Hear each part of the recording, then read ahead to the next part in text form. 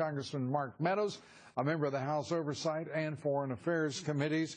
Good to have you with us. Good to be with you, Lou. Let's start with the Iranian nuclear deal.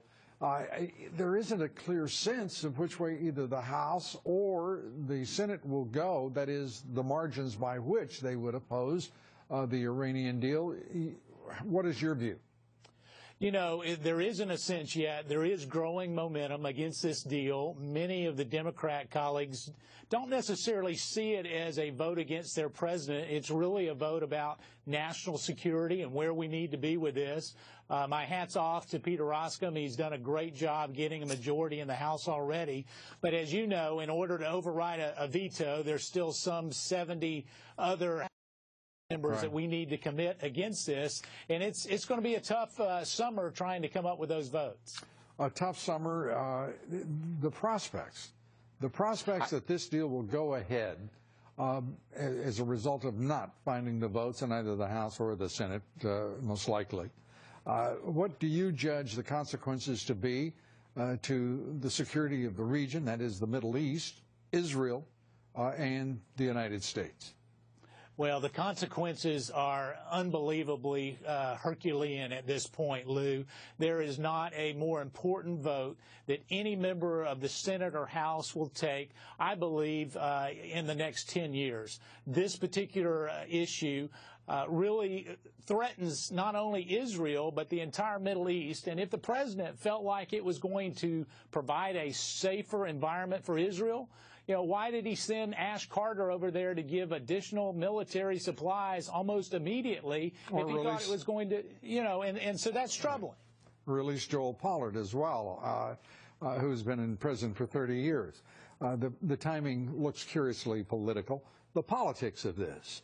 The Democrats have got a lot riding on whether they side with the President of the United States or whether they side with popular opinion and judgment and national security.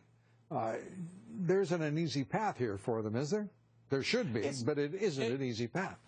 Well, it's tough. Anytime you name it as a disapproval resolution like we're doing, you know, that can mean a whole lot of things. But a lot of the Democrats I talk to are looking at it very closely. They're trying to separate the politics from it.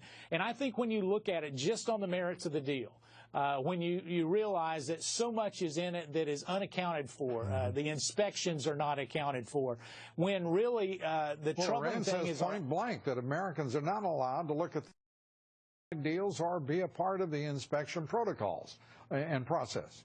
And we're not, and that should be concerning to all Americans, regardless of party. Yeah, I would think that voters would tell any congressman or senator who voted for it, based on that alone, to go straight to hell. The fact is, it's pretty transparent and pretty clear. Well, it is very clear. But a difficult political choice, I understand. It is, and sadly, we need to pull that out of it and look at the merits of the deal. If you look at the merits of the deal, the choice is easy. We need a better deal before we sign on to this. Why don't you call that resolution something other than disapproval? Why don't you call it an approval resolution? Take everybody off the hook. We approve of stopping this deal right now because we love America. Well, even and more that's than really we what love it should President be. Obama. It starts right here with Lou Dobbs tonight. I think that's a good idea. You got it. Congressman, great to have you with us. We appreciate it. It's good to be with you. Congressman Mark Meadows.